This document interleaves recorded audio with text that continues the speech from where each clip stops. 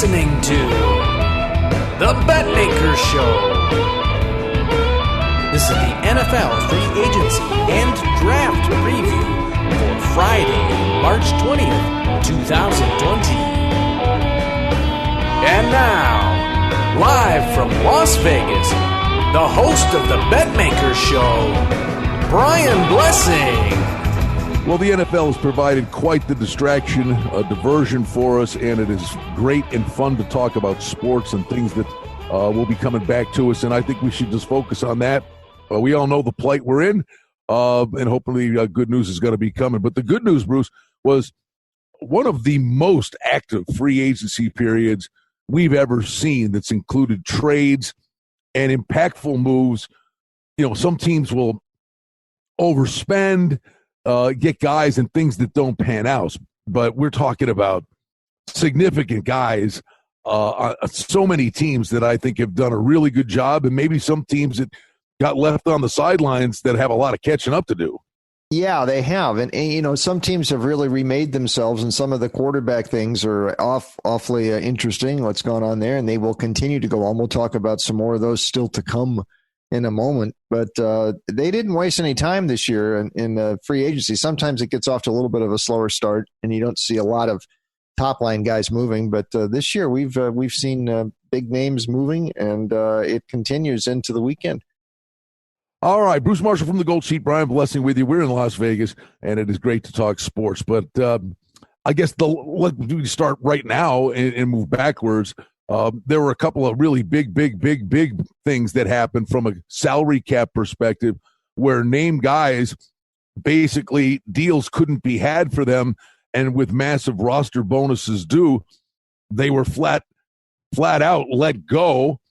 And Todd Gurley, they tried, the Rams did, to move him. There were no takers, so they released Gurley, and he ends up, ironically enough, I guess, going home, Bruce, to the Atlanta Falcons. Yeah, sure. I mean, Georgia Bulldog, and here he goes back to the Falcons. You're not sure what the Falcons are getting right now. Gurley has really teased the last couple of years, and I write often about him as being the mysterious Todd Gurley, and he's turned kind of mysterious here the last couple of years, not just because of his injury issues, but because of how, you know, he's played when he's been in there sometimes. I mean, veering away from the end zone and things like that. Not necessarily in the last seconds of games either, when you want to run the clock out. I mean, it's been a very curious run there. So something has not seemed right. He's had some issues with the knees and elsewhere. So I'm not sure what the Falcons are getting, but this was not long ago. Maybe the premier running back in the NFL. And if he can get back to that, and these injuries don't seem like they should have derailed his career, maybe the Falcons hit the jackpot. It is certainly worth a gamble for them. I was just going to say to you, bud, forgive me for interrupting, but the jury is just, to me, so out on this deal because, hey, people can poke holes in fantasy football, but I could tell you last year I had Derrick Henry, and I would have won the league. Seriously, would have won the league, but they rested Henry in week 16, not week 17. They rested him in week 16. But I also had Todd Gurley, who I had taken in the fantasy draft ahead of the previously mentioned Todd Gurley. And Gurley was just so frustrating all year long. And you know what? It wasn't him that irked me, Bruce. It was their unwillingness to run the football. They abandoned the run. He'd get a 9-yard run and he looked really good, and then they'd throw 15 times in a row. So in terms of what the Falcons are getting, the one thing I would say is the injuries are certainly a major concern, but I think it's fair to say on the other side, he was really misused last year. At least would be the fail-safe to say, hey, there's still something left in the tank here, because I saw flashes of really good stuff, but they just didn't use them. Yeah, I don't think they did either. And that was, Sean McVay, I think, getting a little bit too cute last year, with Goff throwing 50, 55, over 60 times a game occasionally last year. But there might be something to that. If that's the case, one, McVay really messed up last year, or two, there is still something left in the tank here for Gurley. So I think it's a worthwhile risk for Atlanta. Why not? I mean, you get a guy who could be if he can get back. And they were looking for another running back too, because they're moving on as well from some of their guys. So I think this is a worthwhile risk for the Falcons to take. No, and there are two guys that are still out there, and the belief by many is running backs are a dime a dozen, but there are certainly tiers and levels. I think two guys that could have a really good impact wherever they go, and it'd be interesting to see which guy actually is more. I've got to believe maybe it's going to be a Melvin Gordon, but I think Melvin Gordon and Devontae Freeman are going to be big-time additions wherever they go. Yeah, and they're still out there. And Gordon, I mean, a lot of people thought he might end up in Atlanta. There's a lot of buzz about him ending up in Miami now, but I mean, he's certainly, one of the top 3 or 4 free agents that are left right now, and a potential feature running back there. So, I think that this is one of the next dominoes we want to see fall where Gordon ends up, and Freeman as well. So those are the top 2 running backs you got left. Lamar Miller's still out there from Houston. I mean, he's going to command something on the market. Deion Lewis is sort of a utility back now. Patriots, Titans. He's on the market, but really, it's we're watching where Gordon and Freeman from the running back market really ends up now. I would say this, and honestly, I think they've been one of the big winners, not only with what they've done, but that Tom Brady departed. I think the Bills are sneaky here and could be in play for either one of those 2 running backs. And if you had a combination along with the kid Devin Singletary, literally it all drops on Josh Allen's shoulders, because then this team would have virtually terrific pieces across the board. I mean, they are a team that's really built to win now. I mean, and that ain't no joke. I think it just all falls on the shoulders of how does Josh Allen's progression go. Absolutely. I mean, the pressure is now on him. You've added the big-time receiver that they were looking for in Diggs. You've got a maturing lineup here, and they're not done yet. You've still got the draft upcoming, and they're not done in free agency yet either. The Bills, I mean, Brandon Beane had some money to spend here this year, and I think he's done it. $80 million. Yeah, he's done it pretty wisely thus far. So, we will, we'll see. But they've got the receiver they were looking for, so they don't have to go in the draft now. They've addressed that with Diggs. It is it is now on Josh Allen. And, if he's ready to deliver, the Bills should be the favorite in the East, I think. But the pieces are in place around him, and they have put this together really nice. It's funny. I mean, there's a lot of other topics, but it's crazy. Of all the numbers that were out there, I think there were several last year that stuck out like a sore thumb. I know we did a lot of things together. And again, full disclosure, I'm a big Bills backer. And I thought last year 7.5. I know I told you, and believe me, if I think they're going to get clubbed, I'll play a total on their game. I'm not about burning money. I want them to win. But I said last year I thought 7.5 for the Bills was the worst number that was out there by a good margin. I thought they were at worst an 8-win team. I thought 9 was the realistic number. They got to 10 and frankly should have been better, squandered a couple of games. I would say this to you, Bruce.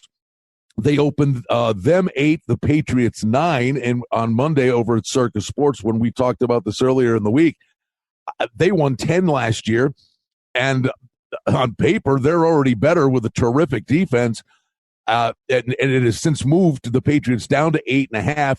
The Bills go to 8.5 over $1.20.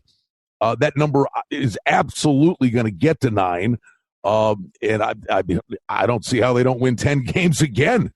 And I just thought that was, again, I thought this year that was a very soft number. Oh, bet it now, I would say, because I think it might get to 9.5, and where it probably should have been at the start. I think it should have been 9 at the start, and if not 9.5. I mean, the pieces are in place here for these guys. And the fact, the New England deal especially, since New England has beaten Buffalo so consistently over over the years here, and that's all of a sudden those 2 losses don't look like they're an automatic 2 losses anymore. So right there, that in itself should help out the Bills, I would think. Are we given, and he deserves it, and we don't know if it's going to be Andy Dalton. As of today, it's Stidham. We don't know what Brady or Belichick's ultimately going to do to replace Tom Brady. Are the Patriots conceivably that the under should be the play? It's almost shocking, and we know the system, and we know the guy that's running it, and he's got a plan. I think the Dolphins got a lot better, and they showed fight last year in the division. The Jets are such a weird one because they had the issues with Darnold with the mononucleosis last year, got off to a weird start. But I really wonder what the Patriots can bring to the table here post Brady. Yeah, and remember the Jets also won 6 of their last 8 last year, so they were playing better. Mm-hmm. It's history here with Brady and with Belichick rather, and it's prudent to respect that. And yeah, we're 12 years on from 2008, but that's the year that always comes to mind when we think of no Brady. And he went down right at the start of that season, and Matt Castle came in, got the team to 11-5. Now they missed the playoffs that year, and that was the best record, tied with a couple other teams that never made the playoffs. But I mean, that team functioned pretty darn well without Brady. Now they were coming off the 17-0 or the 16-0 regular season, and then got to 18 straight. So that overall, I think that was a stronger team than what New England's got right now. But it was still Belichick. And remember the year Brady had to sit out the first 4 games, they did fairly well. The Bills were one team that beat him, but that's after they cycled through Garoppolo and got to Jacoby Brissett when he was a rookie. Look at you with the memory bank. Nicely done. Yeah. So there's Belichick's got the track record that he's actually functioned okay without Brady. But I think that was one of the reasons Brady, among others, I mean, the supporting cast around him wasn't that good. And we knew there were, this offense had issues last year, even with Brady there, with his targets and all that. So I don't think they're in as good a shape as they were in the past years, either 4 years ago when Brady had to sit at the start of the year or back in 2008 when they were coming off the undefeated regular season. Hey, the one news, from the, if you follow social media and stuff that's out there, his peers and the love for Darius Slay that is out there, where players are saying, I don't care who makes these rankings, players that say they watch film week in, week out, say Darius Slay, the cornerback, is very near the top of the list in terms of what he brings to the table on a weekly basis, and he ends up with the Eagles. Yeah. Now, this was an interesting last year because the Lions' defense was mostly awful last year, but the situation we were all watching coming into the offseason was what they were going to do with Slay. He was entering his contract year. The Lions want to move him now, maybe keep him with a new deal. They ended up the former, moving him now and getting something for him. One of the team's best players. I'm wondering about this. Now, they have gone out in the market, and I'm trying to remember who Detroit got. Marcus Trufant, I think. I don't know if he's right where Slay was, but he's one of their best players. And Quinn and Matt Patricia and Bob Quinn, the GM, need to win this year if they're going to do something.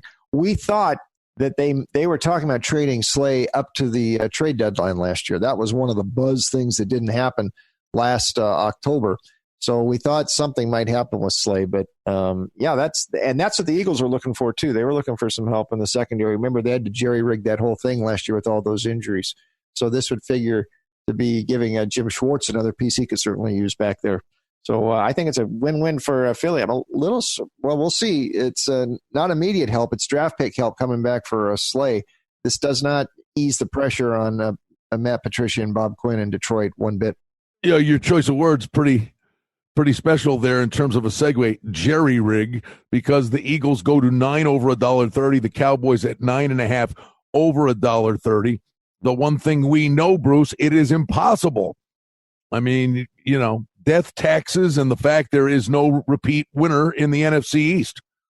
Yeah, and the East, that would seem to be Dallas almost by default. I don't know that the Redskins or the Giants are up to it here. But yeah, and my thought always has been, I don't know that this Dallas roster is as close to Super Bowl quality as Jerry thinks. Now, if McCarthy's going to change things around, we'll see. But let's segue into another subject I wanted when we brought up the Redskins, and that's Ron Rivera there. And one of the rumors out there for one of the top free agents, or not necessarily not a free agent now, but he's going to be on the move, is Cam.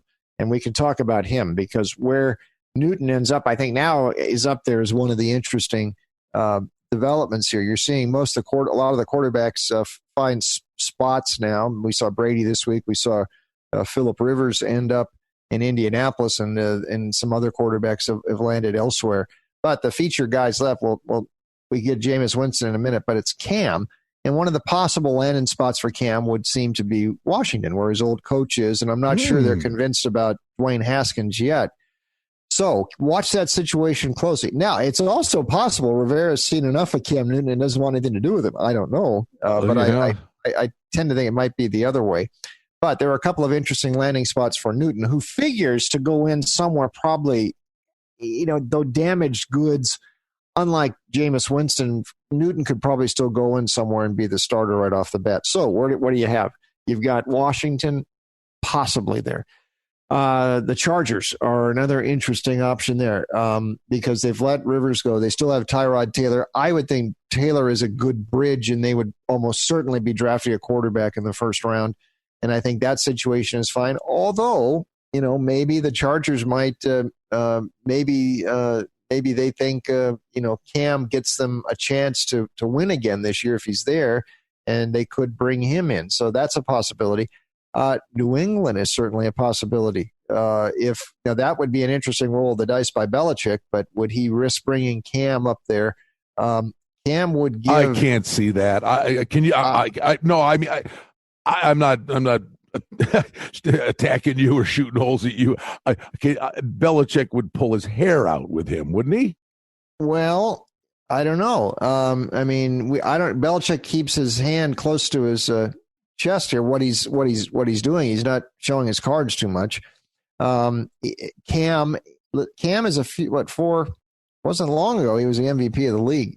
If he's healthy, he gives Josh McDaniels something that he hasn't had. That's a quarterback that can move.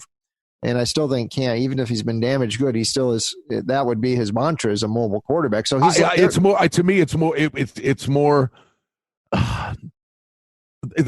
the demeanor, the approach. Maybe you're older, you're mature, I guess. But that looks like oil and vinegar to me. They took a chance on Antonio Brown last year. He's had Gronk around. I think now Jameis Winston would be one. Maybe I could see them buyer beware there, not going there. I don't think it's impossible Cam would look there. I mean, you're looking really, at the quarterbacks left on the market. Do you bring Dalton in there? That would seem maybe more of a Belichick guy. Or do you bring Cam with more with who has some more upside? I don't know. But anyway, that's like those are like the three mentioned most for Cam. Possibly Jacksonville, though it looks like are they really going with Minshew all the way here now, or are they? Listen, there Doug Marrone is on the hot seat there as well. So if he's going to do Minshew, or is he going to try something with Cam? That I think Cam would be a bigger roll of a dice for Jacksonville actually right now with the coach on the hot seat. Bruce, you and I talked many times last year. And I'm trying to not talk out of both sides of my mouth because, with the Chargers, every time I'd watch them, I'm like, typical Chargers, pull off some upsets, some great road wins, a lot of games, rally, come right back and not kick the door down is almost the definition of Rivers' career. But in a 1 year, drop them in somewhere kind of approach, I think Frank Reich could work wonders with Rivers. And I got a funny feeling that is going to work there. Yeah, I think, I'm a big Reich fan. And, they got Jacoby Brissett to work for, about 3/4 of the season last year, and it kind of fell apart the last month. Although the whole thing sort of fell apart. They had so many injuries there with the Colts, and I think that had as much to do. You almost draw a line through the whole thing. Yeah. So, I think 2 years ago was more like it. For a stopgap 1 year, if Rivers has something left. Now, last year, if it wasn't for Jameis Winston being an absolute mistake machine, the story would have been the mistake man of last year was Rivers. And with all of the Chargers had a minus 17 turnover margin last year, and it was his interceptions. He had some fumbles too, which was sort of unlike him. But his career path is on a glide pattern now, and that accelerated last year to almost a nosedive. So I think 1 year he could. Yeah, I think the overall Indianapolis setup is set for him to do. If he's got something left, that could really work for the Colts, and I'm a big Frank Reich fan as well.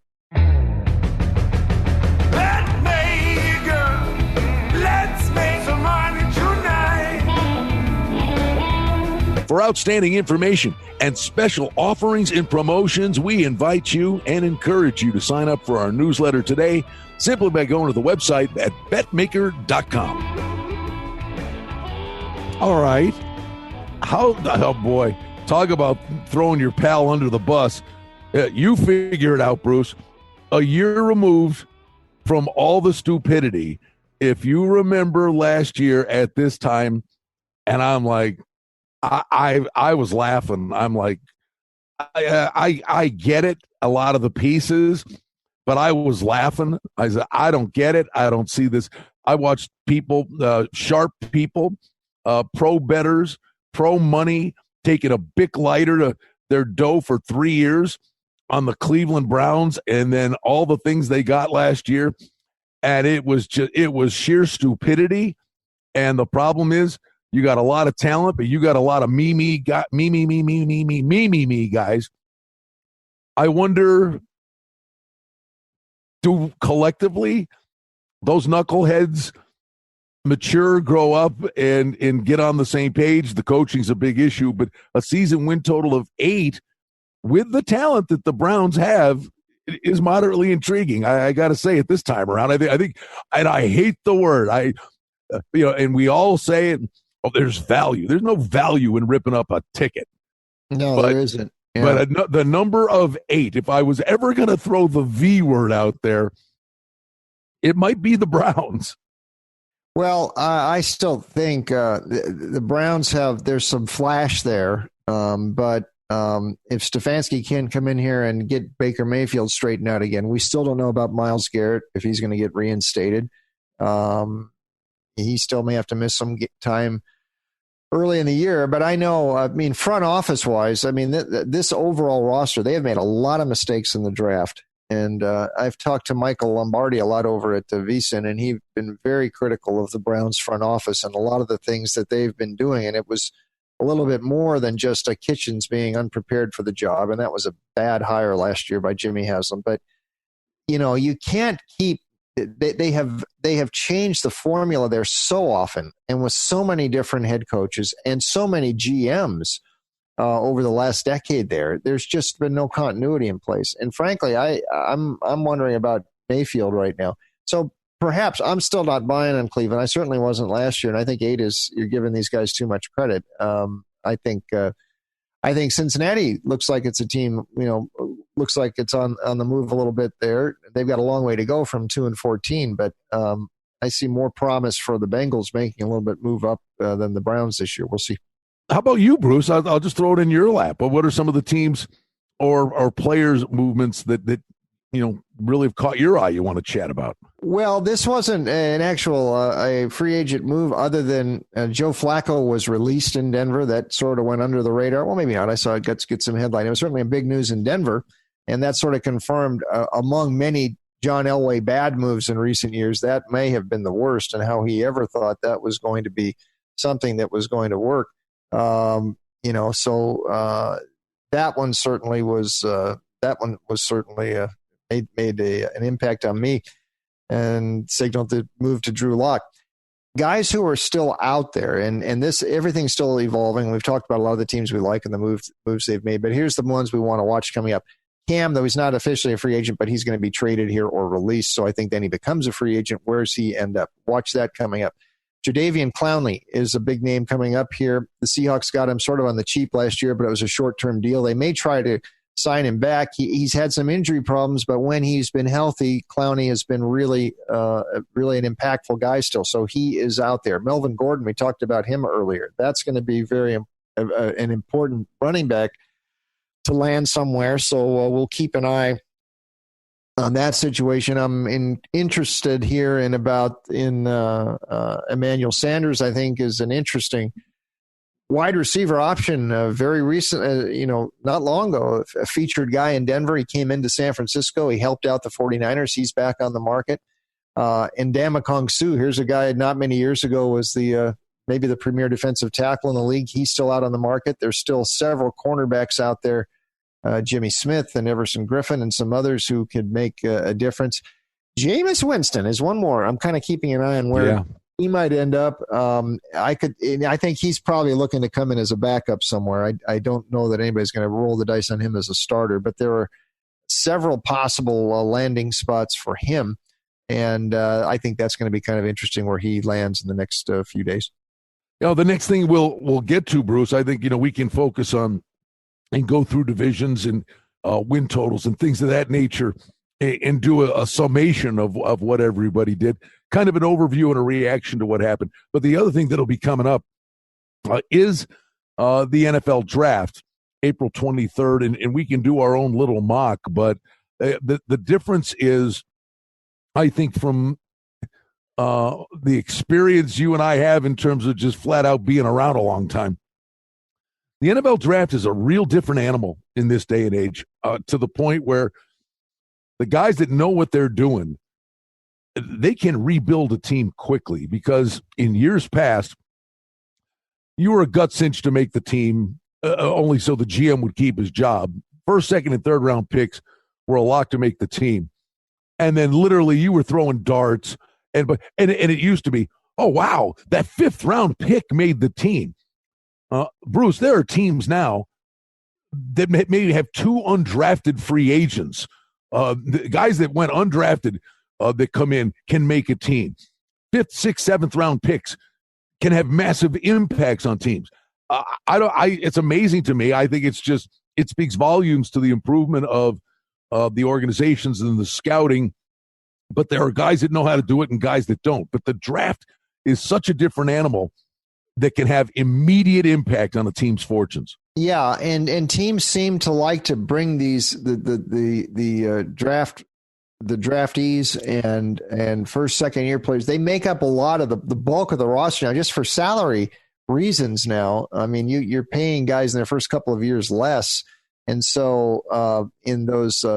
To make up the bulk of a roster, you'd rather have guys around. You're not having to pay so much. So that's the unfortunate reality for the 6-7 year guys in the league. It's hard to be a backup linebacker and special teams guy in your 6th or 7th year just because the pay scale goes up, and teams would rather have a guy who they could pay a little bit less.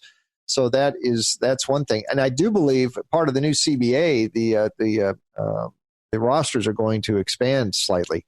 I think that's one of the provisions of it. So that's another reason too. But all the way down in the draft, you see most of these teams, most of the draft picks, at least their first year, make the roster, and even the 5th, 6th, 7th round guys. So that is a little bit of a change from the past. And numbers are out on this too. I know here in Vegas over at Stations Casinos, they opened up over under 3.5 quarterbacks taken in the first round, and they got pounded to the over, with Jordan Love, the kid from Utah State, kind of being the wild card here, to the point where Love may be just flying by some of the other guys that were, on the list. But the crazy thing about it is, as a result of free agency, and you do all these mocks, maybe it's even a team, crazy as it may sound, could be a team like the Patriots that, get active and do something and go up to get a quarterback. And then when in one move by somebody just sends a lot of other people into sheer panic mode. But there's just no getting around the fact it's a quarterback league, and they'll swing for the fences on these quarterbacks, and there's a lot of swinging and missing going on too. Well, one of the rumors out there from New England was that Belichick was supposedly mulling moving way up in the draft and going after Tua out of Alabama, that Nick Saban has told him that Tua is ready to go. And so that would shake up the first round if somebody moves up for him. It wouldn't figure that Tagovailoa would last beyond the Dolphins anyway. And then a few picks later, the thought is Herbert probably goes. This is after Burrow is almost the consensus number one pick to the Bengals. Then you got Jordan Love. And beyond that, the first round, Jacob Eason, probably not from Washington. But no, it would change things. And I think watch a couple teams that may think Tua is worth, making a big deal for here. And Belichick's a guy who, this is another thing intriguing about the Patriots. He might decide to go that route and swing for the fences for a guy like Tagovailoa. That is going to be very interesting in the next few weeks. The NFL's been a godsend for us, Bruce, in this dark time. Yeah. Oh, yeah, it has been. And it's given us something to talk about. And there's going to be more stuff over the weekend. And then, like you said, we can start ramping it up into the draft as we get to later March into April. And that's coming not too far away either. So, yeah, at least the NFL's given us good cannon fodder here for the last week. And wrap it up on a football note. The NFL, their calendar year, they're soldiering through this in the hopes that by the time we get there, all our worries and everything we're going through at the moment is an afterthought. But it's going to have a big impact on college football. Yeah, because a lot of schools weren't able to do anything with spring work. I mean, the schools have closed and in almost everywhere around the country. So, I mean, the players have had to scatter, and usually at least they're still around and they can do some things. But they're not even there. I mean, it's sort of disbanded. So they're going to have to get back when they get back together in the summer at some point, hopefully. It's going to be an interesting role here for the coaches to bring everything together, especially the new coaches there's a lot of new coaches too, and they hadn't had time to go out, and if they didn't have a full spring, and in those situations, spring is kind of important with a new coach coming in, but a lot of these guys didn't even have that. So a situation to watch moving forward for sure. With next to nothing going on and all the time that's on our hands, and we talked to you maybe a little bit briefly about this, Leslie. I know you've got a side project conceivably. I know you're working on a book, but with the fact that there's a lot of this stuff that's come up now, but there's still a lot to come, maybe you can get a little bit of a head start. Does football, are you doing some stuff on football you never even would have got anywhere near at this point last year? Or is football the winner in terms of, Bruce Marshall doing stuff, occupying his time? Well, at least as far as time-wise, yeah, because you got to think normally we'd be in the second big day of the tournament here. This would be Tournament Friday, and after Tournament Thursday, all of our attention right now would have been on college hoops, literally all of it, and we'd still have the NBA and NHL going on. And you got Major League Baseball was due to start by the end of next week. The regular season was supposed to start.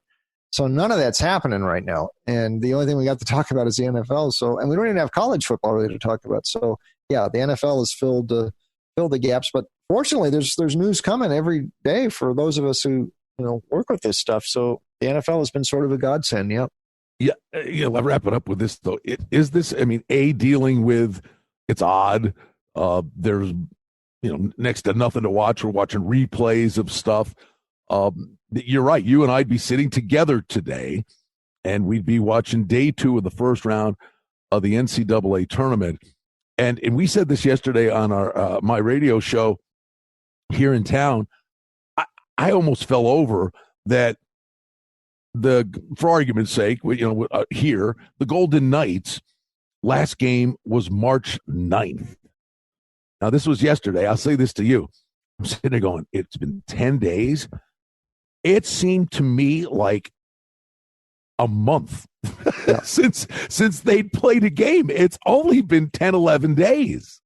Oh, yeah. I mean, I guess I was at maybe the last game that officially, they played that Creighton St. John's game, the first half of it in the Big East, but right. The Colorado-Washington State game in the Pac-12 tournament last Wednesday. I mean, that's still only 9 days ago, and that seems forever ago. And when I was down there. So, yeah, that's, a couple more weeks of this, I mean, it's going to seem like a year, but time has moved really slow here the last week. All right, but you are a godsend, great source of information and good fun as we try to get back to normalcy. We'll have a lot to talk about on the football front next week. I think, Bruce, we can focus a little more on the draft, but I think we can break it down by division to this point, what we've seen, get into odds to win the division and season win totals specific to division, because I think that's the last footnote. Is it's nice we're looking at this and it's our first take, our first look at it. But when you're doing season win totals, a big component to this is, all right, who's the division playing? What is the divisions out of division, out of conference schedule?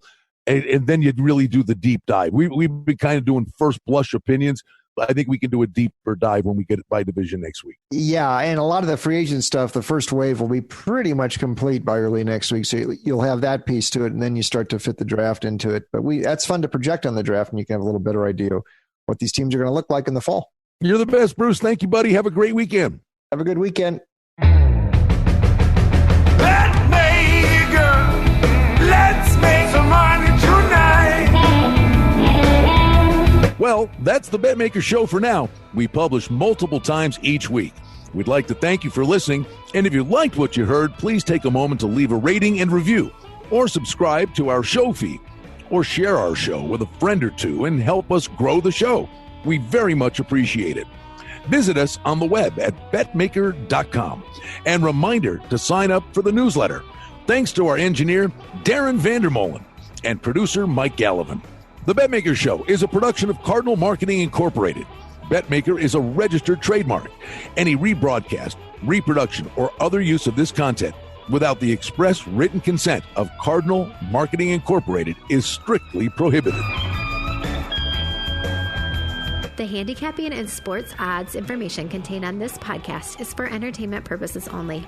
Please confirm the wagering regulations in your jurisdiction, as they vary from state to state, province to province, and country to country. Using this information to contravene any law or statute is prohibited. The podcast is not associated with, nor is it endorsed by any professional or collegiate league, association, or team. This podcast does not target and is not intended for an audience under the age of 18. If you think that you have a gambling addiction, stop this podcast now and please seek help. Gambling and betting on sports is a form of entertainment and should be about having a good time. But when done excessively, it may negatively affect other areas of a person's life, such as their physical and mental health, school or work performance, finances, and or interpersonal relationships. At Betmaker.com and The Betmaker Show, we're concerned about the addiction that gambling may cause, and for this reason, we encourage everyone to practice responsible gambling. An approach to gambling that helps you ensure that it remains an enjoyable activity. Here are the main principles of responsible gambling. Don't think of gambling as a way to make money. Always gamble with money that you can afford to lose. Set limits and stick to them. Never chase losses. Don't gamble when you're depressed or upset, and create a healthy balance. Always be aware of how much time you spend gambling or thinking about gambling. And do not allow gambling to cause you to miss out on time with family and friends or time spent on other activities you enjoy. By following these guidelines, gambling can be a good time and great entertainment. If you feel at any time that your gambling is taking away from important areas of your life, is causing you stress or depression, or is leading to financial losses that are beyond your control, please reach out for help. Learn more at responsiblegambling.org.